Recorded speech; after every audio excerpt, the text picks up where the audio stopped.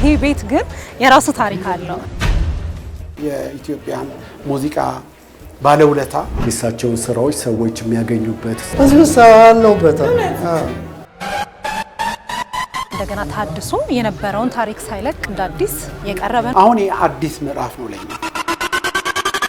እኛ በጣም የምናውቃቸው ሙዚቃዎች በሚጽፍበት ጊዜ የት ቦታ ላይ ነበሩ?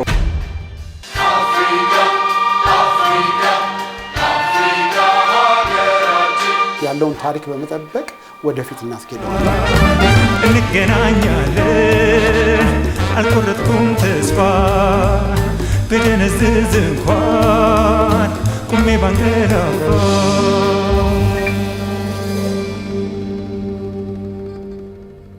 በኢትዮጵያ የዘመናዊ ሙዚቃ ታሪክ ውስጥ አሻራቸው ጉልህ ነውና ስማቸው ከፊት ይነሳል። እሱ በኢትዮጵያ የዘመናዊ ሙዚቃ ፈጣሪ ነው። መምህሩም ነርሲስ ናልባንዲያን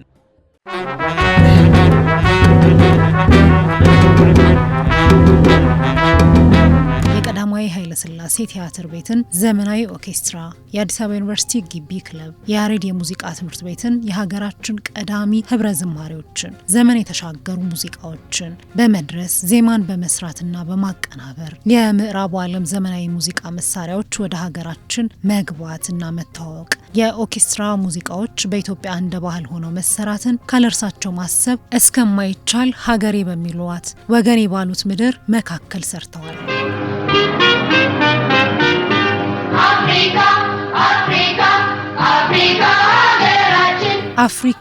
አፍሪካ ሀገራችን የተሰኘው ህብረ ዝማሬ ከስማቸው እኩል የሚነሳ የዘመናት መታወሻቸው ነው። የእውነትም አፍሪካን ኢትዮጵያን ሀገራቸው ቤታቸው አድርገው ኖረውባቸዋል። ሰርተው ቤት፣ ሀብት፣ ንብረት፣ ቤተሰብ አፍርተውበታል።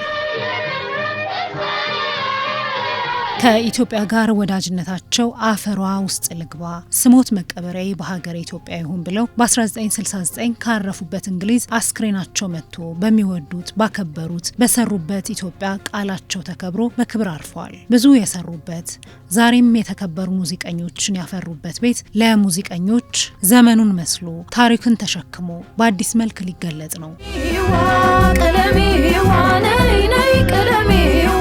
ተመልካቾቻችን ዛሬ ሰላም አዲስ ነው የምገኘው። ቅርስ ቤት ነው። ነገር ግን ደግሞ ዛሬ የምናሳያችሁ ትልቅ ነገር ተሰርቶበት ያለ ነው። በተለይ ደግሞ በሙዚቃ ላይ ትልቅ አሻራን ለማሳረፍ ወደፊት ለሚመጡ ጥበብ ላይ መስራት ለሚፈልጉ ሰዎች የራሳቸውን አሻራ የሚያሳልፉበት ሀብ ሴንተር እንዲሆን የኪነ ጥበብ ማዕከል እንዲሆን ተደርጓል። ይሄ ቤት ግን የራሱ ታሪክ አለው። በኢትዮጵያ ሙዚቃ ላይ ትልቅ አሻራ ያሳረፉት የሙዚቀኛው የሙሴ ነርሲስ ናልባንዲያን ቤት ነው።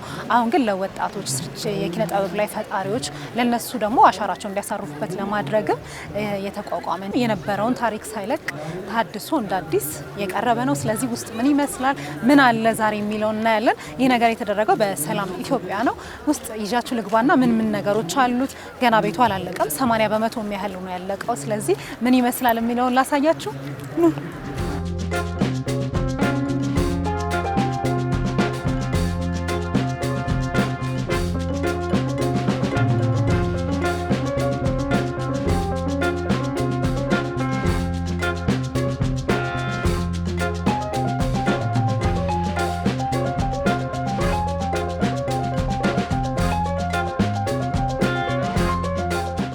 ቦታ ከአዲስ አበባ ባህል ኪነ ጥበብ ቢሮ በተሰጠን ህጋዊ ፍቃድ መሰረት የድሮ የቅርጽ ቤቶችን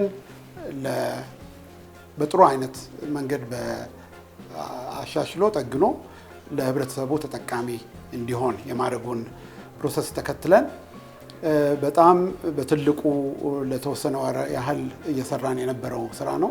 በልጅነታቸው በዚህ ታሪካዊ ቤት ከሙሴ ነርሲስ ናልባንዲያን ዘንድ በመምጣት ሙዚቃን ከተማሩት ዛሬ ላይ አንቱ የተባሉ ሙዚቀኛም ናቸው። ዳዊት ይፍሩ ባላለው ሙዚቀኛ ነኝ። የረጅም ዓመት ሙዚቀኛ ነኝ። ለዚህ ክብር ያበቁኝ ሙሴ ነርሲስ ናልባንዲያን ናቸው።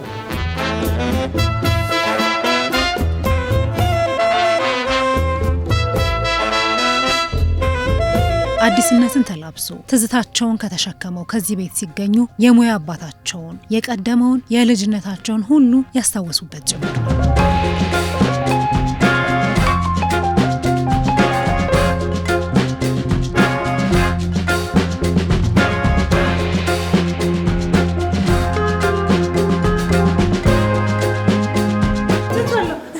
ጥላሁን ገሰሰስ ሌላ ታዋቂ ሙሉቀንስ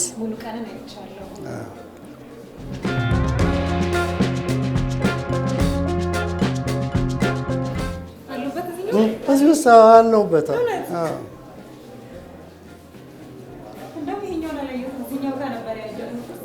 ይሄማ እንግዲህ በስንት ዓመተ ምህረት መሰለኝ 1955 ነው 54 መጨረሻ በእኛ ነው።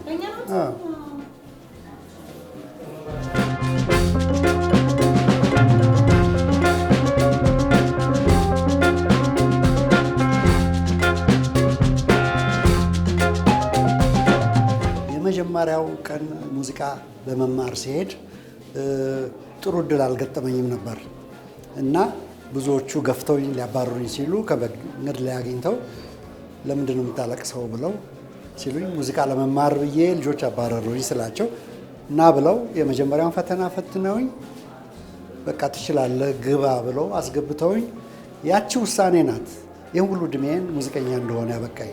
ስለዚህ ሙሴ ነርሲስ ለእኔ የሙዚቃ ታሪክ መጀመሪያዬ ናቸው።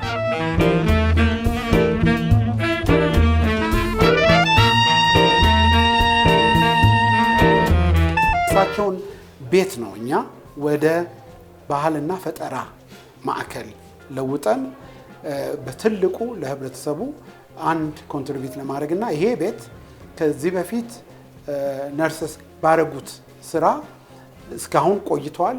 ካሁን በኋላ ደግሞ ለሚቀጥለው ጄኔሬሽን እንዲቆይና የሚቀጥለው ጄኔሬሽን ይሄንን ታሪክ የራሱን አሻራ በመጨመር ወደፊት በትልቁ እንዲጠብቀው በማድረግ ነው ሐሳባችን። እንግዲህ የማዕከሉ በጣም ብዙ አይነት ነገር ለመስራት ነው የምናስበው። ሰላም ከዚህ በፊት በብዙ ነገር ይታወቃል። እኛ በሙዚቃ ስቱዲዮዎች፣ ፌስቲቫሎች በማዘጋጀት የተለያዩ ኮርሶችን፣ ሴሚናሪዎችን፣ የተለያዩ ትምህርታዊ የሆነችን በማዘጋጀት ለብዙ ዓመት የተለያዩ ፓርትነሮቻችን አዲስ አበባም ከአዲስ አበባ ውጭ የተለያዩ ክልሎች የተለያዩ አፍሪካ ሀገሮችና ኢቨን ዩሮፕን ባለን ስዊድን ሀገር ባለን ቢሮ በጣም ብዙ ስራዎች ለ30 ዓመት ሰርተናል። አሁን የአዲስ ምዕራፍ ነው ለኛ።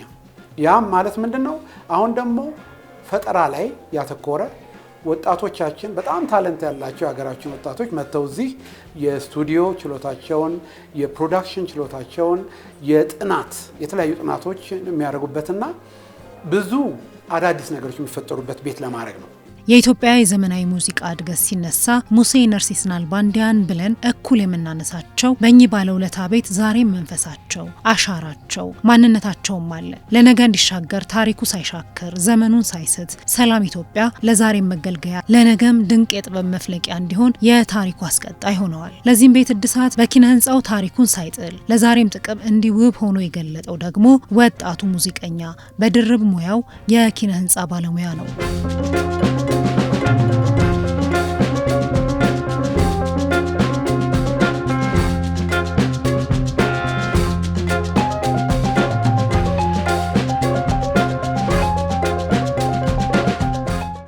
ይሄ ቤት የኮንስትራክሽን ፕሮጀክት የተጀመረው ከ5 ወር በፊት ነው። ግን 5 ወር በፊት የኮንስትራክሽን ከመጀመሩ በፊት ቤቱ ስለነበረበት ይዞታ፣ ምክንያቱም ይሄ ቤት በቅርስነት ስለተመዘገበ በቅርስነት የተመዘገቡ ቤቶች የቤታቸውን ደህንነት ማስጠበቅ የመጀመሪያ ቅድሚያ ሁኔታ ነው። ስለዚህ ያንን ታሳቢ ከማድረግ የተነሳ አስቀድመን በቤቱ ላይ ትልቅ ጥናትን አደረግን። የዝናብ የፍሳሽ መስመሮች በሙሉ በቀጥታ ወደ ቤቱ በመግባት በህንፃው ደህንነት ላይ በጣም እጅግ ያሰጋ ነበር። ስለዚህ የመጀመሪያው እቅዳችን የነበረው ይህንን የሚመጣውን ፍሳሽ ወደ ቤቱ ሳይገባ ቀጥታ ወደ ውጭ መውጣት የሚችልባቸውን ያንን የመከላከል ስራ ነበር መጀመሪያ ያደረግነው። እንደ ሙዚቀኛ በጣም ትልቅ እድል ነው። ሙዚቃ የሚሰራበት ድባብ ይፈልጋል፣ ወይም ስሜትና የምንቀዳበት መንፈስ በጣም ወሳኝ ነው ለምንሰራው ሙዚቃ። ስለዚህ ለኔ ታሪካዊ አጋጣሚ ሆኖልኝ በነርስስ ኮንስትራክሽን መስራት ማለት በጣም ትልቅ እድል ነው። በተለይ በጣም ሁሉ ጊዜ የሚገርመኝ ነገር በኮሪደሮቹ እየመጣው እሱ በህይወት ቢኖር ኖሮ እንዴት ነበር የሚንቀሳቀሰው፣ የምናውቃቸው ሙዚቃዎች በሚጽፍበት ጊዜ የት ቦታ ላይ ነበር ሆኖ የጻፈው የሚለውን ነገር እያሰብኩኝ ነበር መሰራ የነበረው እና እነዛን ስሜቶች ደግሞ ሁሉም እዚህ ቦታ ላይ በሙያ ላይ በጣም ብዙ ባለሙያዎች ተሳትፈዋል። ለእያንዳንዱ ነግራቸው ነበረ ቅርስነቱን ጠብቆ ነገር ግን ለሰዎች እንዴት ነው ምቹ ማድረግ የምንችለው የሚለው እና በጣም በታሪካዊ አጋጣሚ የተገኘ እንደ ሙዚቀኛ ደግሞ ለከተማችን እጅግ የሚያስፈልግ በጣም ብዙ ሙዚቀኞች አሉ፣ በጣም ብዙ ክሪኤቲቭ በጣም ወጣቶች አሉ። እነዚህ ሰዎች ግን የሚሰሩበት አመቺ የሆነ የሙዚቃ ስቱዲዮ ለብዙዎች ክሪኤቲቭ የሚሆኑበት የሙዚቃ ስቱዲዮ ሀሳባቸውን የሚጽፉበት የሚለማመዱበት ቦታ ያንን ሀሳባቸውን ደግሞ ካዳበሩ ደግሞ በኋላ መልሰው ሙዚቃቸውን የሚቀዱበት ቦታ እንደዚህ ሁሉ በአንድ ላይ ቦታ ላይ የተሰበሰበበት ቦታ የለም።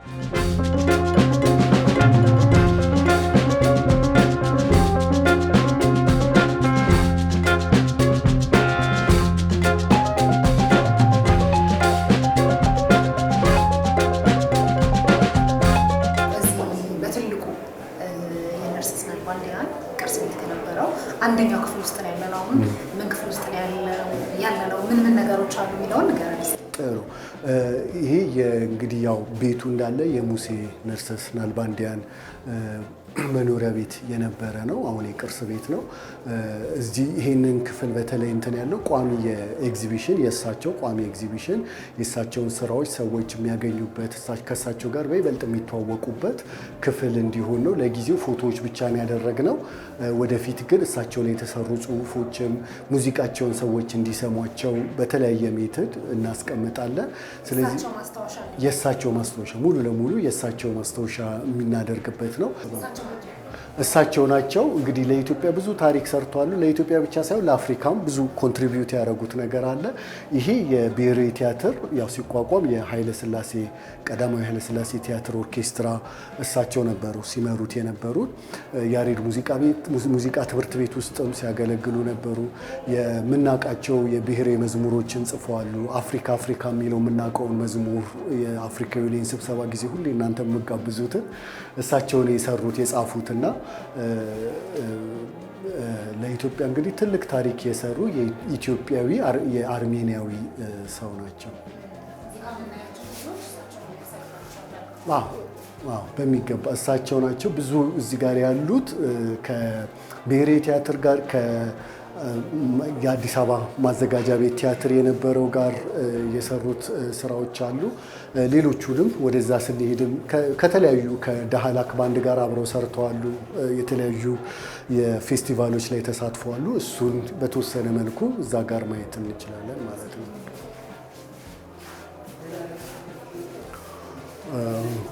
ይህ እንግዲህ እንደምንረዳው ሌጎስ የአፍሪካ ፌስቲቫል ላይ ለመሳተፍ ሄደው ነው። እዚህ ጋር እንደምታየው ሙሉ ቀን አለ፣ ጥላሁን ገሰሰ፣ ሙላቱ አስታጥቄ፣ ኦልሞስት የዳህላክ ባንድ አባሎችና ጋሽ ዳዊትም ይታዩኛል። እሳቸውም አብሯቸው ሄደዋሉ። ስለዚህ እዚህኛው ክፍል ውስጥ ሙሴ ነርሲስ ናልባንዲያን ይዘከራሉ።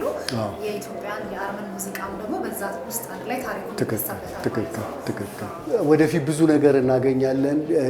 እንግዲህ ሃይብሪድ ነው ማድረግ የፈለግነው። ዲጂታልም የሚታዩ ነገሮችም ዲጂታሊ ሰዎች እንግዲህ ዝም ብለን እንደዚህ ታሪኩን ደግሞ ከምንነግራቸው ሙዚቃውን እየሰሙ በደንብ ደግሞ ከታሪኩ ጋር ራሳቸውን እንዲያቀራርቡ ለማገዝ ነው የምንሞክረው። ከትንሽ ጊዜ በኋላ ደግሞ ሙሉ ሆኖ የምናስበውን ነገር በደንብ ታዩታላችሁ ብለን ተስፋ እናደርጋለን። ከዚህ ክፍል ጋር ደግሞ ተያይዞ ሰላም ኢትዮጵያ የኢትዮጵያ ሙዚቃ ላይ ትልቅ አስተዋጽኦ ያደርጋል። በፌስቲቫል በሚሰራቸው ሙዚቃዎችና አንዳንድ ደግሞ የተሰሩ ስራዎች አሉ። ደግሞ እሱን ምን ተሰርቷል?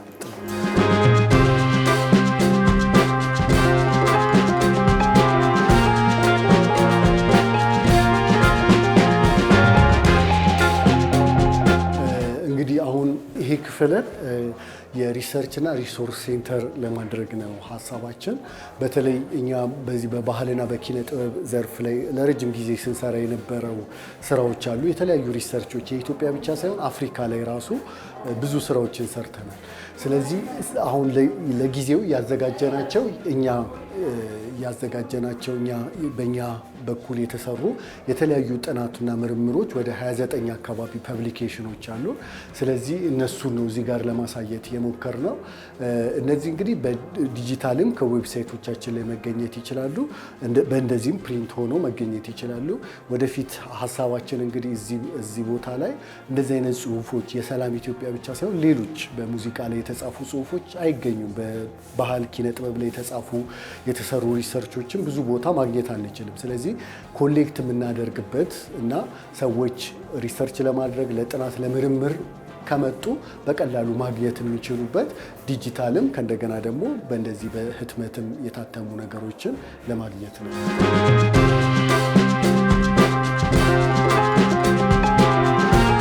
ወደዚህ የሀገር ባለውለታ ቤት የሚመጡ ሌላኛው የሚያገኙት ክፍል ይህ የቀደሙ የሙዚቃ ስራዎች የሚገኙበትን ነው። የሸክላ ሙዚቃን እንዲህ እንደኔ ለማጫወት አዲስ ለሆኑ የሚሞክሩበት፣ የቀደመውን ተወዳጅ ዜማ የሚያደምጡበት ውብ በሆነ መልኩ እየተሰናዳ ያለም ክፍል ነው። እንገናኛለን አልቆረጥኩም ተስፋ ብንዝዝ እንኳን ቁሜ ባንቀላፋ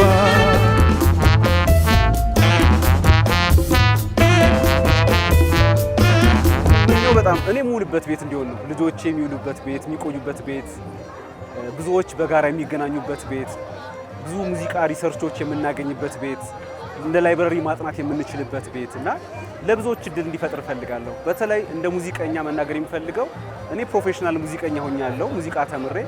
ነገር ግን ፕሮፌሽናል ሙዚቃ ትምህርት ቤቱ ስለተማረን ብቻ አይደለም። ነገር ግን ሙዚቃ በጣም በሚገርም ሁኔታ በተፈጥሮ ችሎታቸው የሚመጡ በጣም ብዙ ሙዚቀኞች አሉ። ስለዚህ በዚህ ቤት የምመኘው ፕሮፌሽናል ሙዚቀኞቹም በልምድ ከሚጫወቱት ሙዚቀኞች ጋር በጋራ ተቀናጅተው በጣም የምንወዳቸውን ሙዚቃዎች በዚህ ውስጥ መስማት እንድንችል በጣም እመኛለሁ። ትልቅ ስቱዲዮ ከፍተን ብዙ ስራዎች ሰርተናል። የኢትዮጵያ ሙዚቃ ሌጋላይዝ ለማድረግና ህጋዊ እንዲሆን በዓለም ላይ በትልልቅ ስራዎች እየሰራን ነው። ወጣቶች ታለንት ያላቸውና ተደብቀው ይህንን አይነት አክሰስ የሚያገኙትን ሰዎች ወደዚህ በመሳብ እድል እንዲያገኙና እነሱን በደንብ አሰልጥነው አገራችንንም ከሀገራችንም ውጪ ኢትዮጵያ የምትታወቅበትን በአዳዲስ መንገድ የሙዚቃ ኢንዱስትሪ እንዴት ማደግ እንደሚችል የምናሳይበትና ሙከራዎቻችንን ወደፊት እንዴት እንዳሰብን የምናሳይና የምንሞክርበት ሩብ ይኖረናል። ትልቅ ስቱዲዮ ይኖረናል። አንድ ብቻ ሳይሆን 3 ስቱዲዮዎች፣ 2 ትናንሽና 1 ትልቅ ስቱዲዮ ይኖረናል። ይሄ ቤት ዋናው የአዲስ አበባ ከተማ ባህልና ኪነ ጥበብ በጣም ማመስገን ያለብን ይሄን እንደዚህ አይነት የድሮ ታሪካዊ ቤቶችን ለባህል ሴክተሩ እንዲጠቀም አድርጎ እንዲሰራ ያንን እድል በመስጠቱ በጣም አመሰግናለሁ። ይሄ ነው አሁን እኛ የሚያስፈልገን፣ ያለውን ቤት ያለውን ታሪክ በመጠበቅ ወደፊት እናስኬደዋለን።